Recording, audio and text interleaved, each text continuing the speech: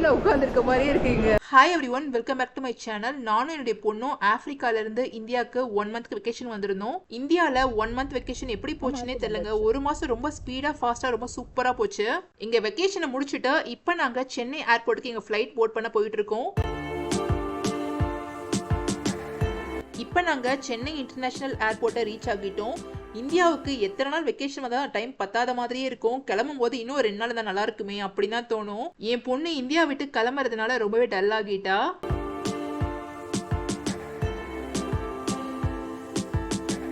ஏர்போர்ட்ல நிறைய எமோஷனல் மூமெண்ட்ஸை பார்க்க முடிஞ்சுது. ஏன்னா வெளிநாட்டுக்கு போறவங்க கண்டிப்பா ரிட்டர்ன் வரதுக்கு 1 or 2 years தான் ஆகும். அதனால உங்க ஃப்ரெண்ட்ஸ் அண்ட் ஃபேமிலி எல்லாருமே அவங்களை ஹக் பண்ணி வழியனுப்பி வச்சதை பார்க்க முடிஞ்சுது.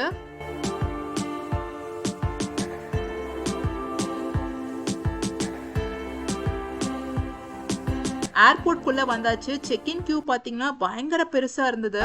1:30க்கு வந்து ஏர்போர்ட் வந்துட்டோம். ஸோ எங்கள் செக்இன் டைம் பார்த்தீங்கன்னா 1 o'clock ஸ்டார்ட் ஆகிடுச்சு. ஸோ கியூ பார்த்தீங்கன்னா ரொம்ப பெருசாக நின்றுட்டுருக்கு. ஸோ இப்போ நாங்கள் க்யூவில் வெயிட் பண்ணி நின்றுட்டுருக்கோம். நானும் இந்த செக்இன் கவுண்டரில் என்ன ப்ராசஸ் பண்ணுறாங்கன்னா, நம்மளோட செக்இன் பேக்ஸோட வெயிட்லாம் செக் பண்ணுவாங்க. அதே மாதிரி ஹேண்ட் லக்கேஜ் இருந்தால் அதோட வெயிட்டும் செக் பண்ணிவிட்டு அதுக்கப்புறமா தான் போர்டிங் பாஸ் கொடுப்பாங்க. சென்னை ரொம்ப மிஸ் பண்ணுவாங்க. சென்னை 140. ஸோ எக்ஸாக்டாக time 140. Chennai will be missed. Queue பயங்கர ஸ்லோவாக நகர்ந்ததுங்க. எப்படியும் ஒரு செக்இன்லாம் முடிக்கிறதுக்கு இன்னும் ஒரு 1 hour ஆகிடும்னு நினைக்கிறேன்.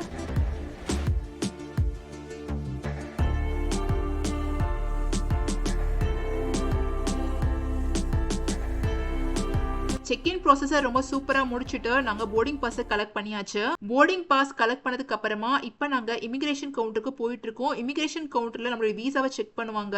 இமிகிரேஷன் கவுண்டரில் வீடியோ அலோடு கிடையாது. ஸோ இமிகிரேஷன் ப்ராசஸை ரொம்ப சூப்பராக முடிச்சுட்டு இப்போ அடுத்ததாக செக்யூரிட்டி செக் போயிட்டு இருக்கோம்.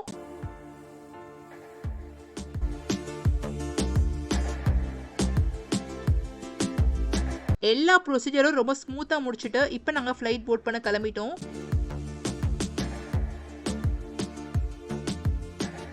நீங்கள் ஊருக்கு பேக்கிங்லாம் பண்ணி கிளம்புற டென்ஷனில் இந்தியாவிலேருந்து வாங்கக்கூடிய ஐட்டம்ஸ் எதாவது மிஸ் பண்ணியிருந்தீங்கன்னா இங்கே வாங்கிக்கலாம். நிறைய ஷாப்ஸ் இருக்குது, ஆனால் கொஞ்சம் எக்ஸ்பென்சிவாக இருக்கும். அதை மட்டும் பார்த்துக்கோங்க. அப்பாடா, இப்போதாங்க நானும் நிற்கிறோம் கொஞ்சம் ரிலாக்ஸ்டாக உட்காந்தோம். ஏன்னா எல்லா ப்ராசஸும் ரொம்ப சூப்பராக முடிஞ்சிடுச்சு. இப்போ நாங்கள் ஃப்ளைட் போர்ட் பண்ணக்கூடிய கேட் கிட்ட இருக்கக்கூடிய வெயிட்டிங் ஏரியாவில் வெயிட் பண்ணிட்டு இருக்கோம். இன்னும் கொஞ்ச நேரத்தில் நாங்கள் ஃப்ளைட்டை போர்ட் பண்ண போகிறோம். இப்போ போர்டிங் ஸ்டார்ட் பண்ணிட்டாங்க.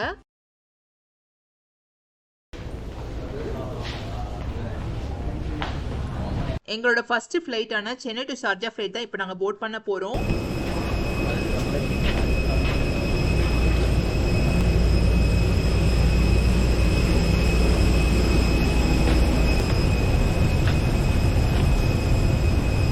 நானும் நேத்ராவும் எங்களுடைய சீட்டை கண்டுபிடிச்சி ஒரு வழியாக செட்டில் ஆகிட்டோம். நாங்கள் கிளம்புற அன்னைக்கு கொஞ்சம் லைட்டாக மழை பெஞ்சிட்டு இருந்தது. இன்னும் கொஞ்ச நேரத்தில் நாங்கள் சென்னையை விட்டு கிளம்ப போகிறோம். சென்னையிலேருந்து எங்கள் ஃப்ளைட் எந்தவித டிலேவும் இல்லாமல் டேக் ஆஃப் ஆகிடுச்சு. எங்கள் ஃப்ளைட்டோட டைமிங் பார்த்தீங்கன்னா ஏர்லி மார்னிங் 3:30. அதனால் பிரேக்ஃபாஸ்ட் மாதிரி லைட்டாக வந்து சர்வ் பண்ணாங்க. நாங்கள் பிரேக்ஃபாஸ்ட் எல்லாம் ஆல்ரெடி ப்ரீ புக்கிங் பண்ணியிருந்தோம். எனக்கு நான் எக் ஆம்லேட் சொல்லியிருந்தேன். அன்டைமில் ஃப்ளைட்டுன்றனால சரியாக தூக்கம் இல்லை. சாப்பிட்ட உடனே நாங்கள் தூங்கிட்டோம். ஸோ வீடியோ எடுக்க முடியல. இப்போ நாங்கள் ஷார்ஜால வந்து ரொம்ப சேஃபாக லேண்ட் ஆகிட்டோம்.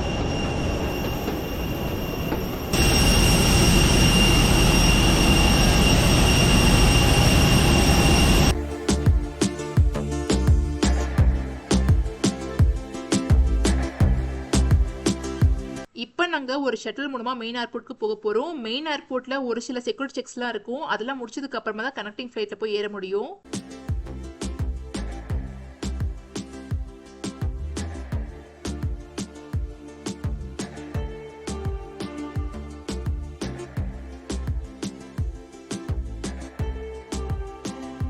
ஷார்ஜா இன்டர்நேஷனல் ஏர்போர்ட்டை கொஞ்சம் பெரிய ஏர்போர்ட்டுன்னு தான் சொல்லணும். ஏன்னா இப்போ நாங்கள் சென்னையிலேருந்து இங்கே வந்து கனெக்டிங் ஃப்ளைட் மூலமாக ஆஃப்ரிக்காவுக்கு போகிற மாதிரி இந்தியாவில் மும்பை, பெங்களூர், ஹைதராபாத், டெல்லி இப்படி பல இடத்துல இருந்தும் மக்கள் இங்கே ஷார்ஜாக்கு வந்து கனெக்டிங் ஃப்ளைட் மூலமாக யூஎஸ் அந்த மாதிரி நிறைய ஊருக்கு போகிறாங்க. ஸோ நீங்கள் அப்ராட்க்கு எங்கேயாவது ட்ராவல் பண்ணி போகிறீங்கன்னா மேக்ஸிமம் மிடில் ஈஸ்ட்டுக்கு வந்து தான் கனெக்டிங் ஃப்ளைட் மூலமாக போகிற மாதிரி இருக்கும். ஸோ மிடில் ஈஸ்ட் இருக்கக்கூடிய ஏர்போர்ட்ஸ் எல்லாமே ஒரு ஹப் மாதிரி அப்படின்னு தான் சொல்லணும்.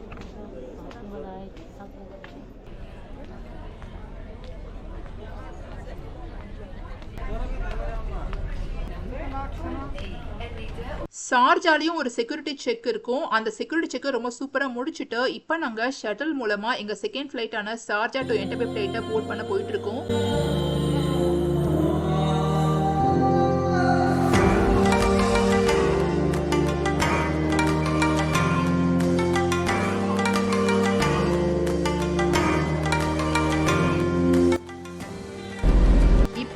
ஷட்டில் மூலமா எங்க ஃபிளைட் இருக்க இடத்துக்கு வந்துட்டோம். இப்போ நாங்க எங்க ஃபிளைட்டை போர்ட் பண்ண வேண்டியதுதான்.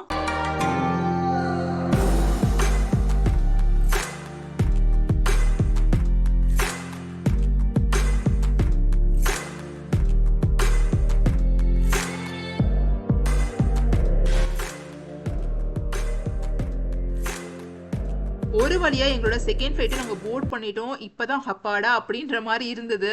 நீங்க டைரக்ட் ஃபிளைட்ல போய் லேண்ட் ஆகிறதுக்கும் 2 ஃபிளைட் மாறி போறதுக்கும் நிறைய டிஃபரன்ஸ் இருக்கு. சம்டைம்ஸ் நீங்க அன்டைம்ல கிளம்புறீங்கன்னா கொஞ்சம் தலைவலி தாங்க இருக்கும். இது ஷார்ஜால எங்களோட ஃபிளைட் எந்தவித டைம் டிலேவும் இல்லாம கிளம்பிடுச்சு.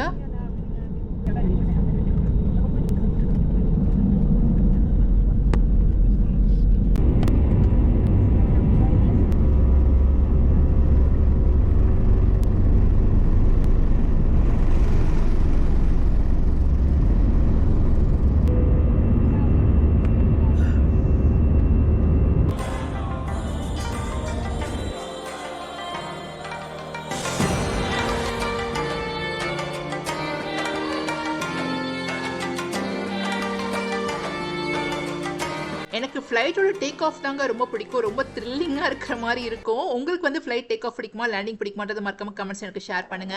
ஷார்ஜாலேருந்து என்டபே ஏர்போர்ட் ரீச் ஆகிறதுக்கு 5 hours 10 minutes ஆகுது. அதே மாதிரி நாங்கள் சென்னையிலேருந்து ஷார்ஜா வந்தோம்ல, அந்த டைம் பார்த்தீங்கன்னா 4 hours. ஸோ நீங்கள் ஈஸ்ட் ஆஃப்ரிக்கா போய் ரீச் ஆகிறதுக்கு மேக்ஸிமம் 9 to 10 hours ஆகுது. இந்த வியூ பாருங்க, ரொம்ப பியூட்டிஃபுல்லாக இருக்குல்ல. கிளவுட்ஸ்குள்ளே இப்போ எங்கள் ஃப்ளைட் போயிட்டு இருக்கு.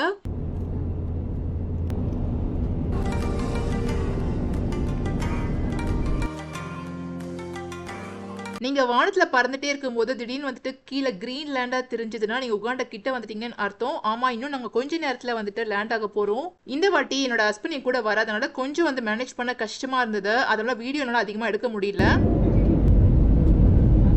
உகாண்டால ஃபிளைட் லேண்டிங் ரொம்ப அழகா இருக்கும். லேக் விக்டோரியாவுடைய கரையோரத்துல தான் ஃபிளைட் லேண்ட் ஆகும். நான் ஃபர்ஸ்ட் டைம் உகாண்டா வரும்போது இந்த ஃபிளைட் தண்ணிக்குள்ள தான் விழப்போகுது அப்படின்னு நினைச்சு ரொம்ப பயந்துட்டு இருந்தேன். இப்ப அதை நினைக்கும் போது ரொம்ப சிரிப்பா வருது.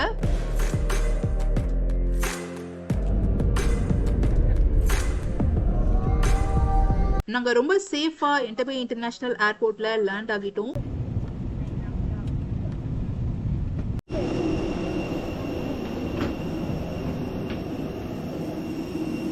நாங்க லேண்ட் ஆகும்போது எக்ஸாக்டா டைமிங் பாத்தீங்கன்னா 1:30 PM இருக்கும்.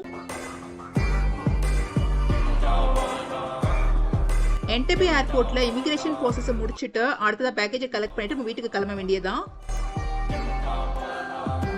இமிகிரேஷன் ப்ராசஸ்ல எந்த ப்ராப்ளமும் இல்லை, நல்லபடியாக ஸ்மூத்தாக முடிச்சுட்டு இப்போ அடுத்தது நாங்கள் பேக்கேஜ் கலெக்ட் பண்ண போயிட்டு இருக்கோம்.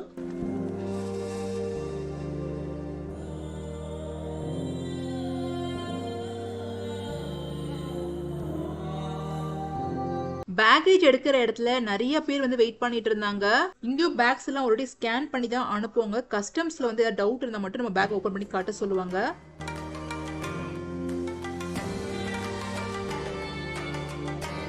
நிறைய பேர் டிராவலர் பேக் ஒரே மாதிரி சேம் கலர்ல சேம் பிராண்ட் வச்சிருப்பாங்க. அப்ப ரொம்ப கன்ஃபியூஷனா இருக்கும். அதனால நீங்க ஒரு சின்ன ஒரு மார்க் ஏதாவது உங்க பேக்ல போட்டு வச்சீங்கன்னா எடுக்கிறதுக்கு ரொம்ப ஈஸியா இருக்கும். அப்பா ஒரு வழியா எங்க பேக் வந்துடுச்சுங்க. இப்ப நாங்க பேக் எடுத்துட்டு கிளம்ப வேண்டியதுதான். உகாண்டால இருக்கக்கூடிய மெயின் ஏர்போர்ட்னா அது என்டபே இன்டர்நேஷனல் ஏர்போர்ட் தான். இதுதான் வந்துட்டு உகாண்டால உள்ள லார்ஜஸ்ட் அண்ட் பிஸியஸ்ட் ஏர்போர்ட். அதே மாதிரி நீங்க உகாண்டால இருந்து வேற எந்த கண்ட்ரிக்கு போறதா இருந்தாலும் இங்க வந்தா போர்ட் பண்ற மாதிரி இருக்கும். இங்க கரன்சியை சேஞ்ச் பண்றதுக்கான forex bureau ஷாப்ஸ்மே வந்துட்டு இங்க இருக்கு பாருங்க. இப்போ நாங்க ரெண்டு பேரும் வெளிய என்ட்ரன்ஸ் கிட்ட வந்துட்டோம். என்ட்ரன்ஸ் கிட்ட ரொம்ப அழகா ஒரு மவுண்டன் கோரிலா ரியலிஸ்டிக்கா உட்கார்ந்துருக்க மாதிரி செட் பண்ணிருந்தாங்க. இந்த உலகத்துல 3 கண்ட்ரிஸ் உகாண்டா, ருவாண்டா, காங்கோ இங்கெல்லாம் மட்டும்தான் நீங்க மவுண்டன் கோரிலாஸா பார்க்க முடியும். சோ உகாண்டாக்கு இந்த உலகத்துல பல மூலையில இருந்தும் மவுண்டன் கோரிலாஸா பார்க்கறதுக்கு எக்கச்சக்கமான ஃபாரினர்ஸ் வந்து வந்துட்டே இருக்காங்க. சோ நீங்களும் கண்டிப்பா பிளான் பண்ணி வாங்க. ஸோ ஒரு ரியலிஸ்டிக்கான வந்து கோரிலா உட்கார்ந்துருக்க மாதிரியே இருக்குங்க. செமையா இருக்கும்.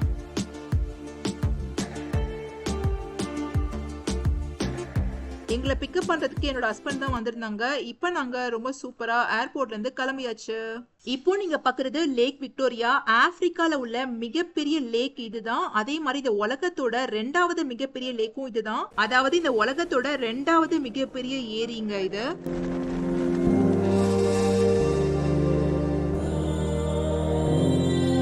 இந்த டிராவல் vlog உங்க எல்லாருக்கும் ரொம்ப பிடிச்சிருக்கும்னு நினைக்கிறேன். என்னோட சேனலை சப்ஸ்கிரைப் பண்ணி சப்போர்ட் பண்ணக்கூடிய எல்லாருக்குமே ரொம்ப ரொம்ப தேங்க்ஸ். இது வரைக்கும் என்னோட சேனல்ல இந்தியா ட்ரிப் வெக்கேஷன் வீடியோஸ் எல்லாம் பார்த்திருப்பீங்க.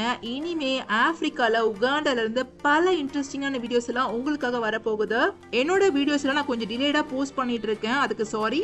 நான் கண்டிப்பா வந்துட்டு கொஞ்சம் சீக்கிரமே போட ட்ரை பண்றேன். உங்களுடைய ஃபீட்பேக்ஸை மறக்காம என்கிட்ட ஷேர் பண்ணுங்க. எனக்கு ரொம்ப ஹெல்ப்ஃபுல்லா இருக்கும். தேங்க்ஸ் ஃபார் வாட்சிங் அண்ட் ஸ்டே டியூன். பை.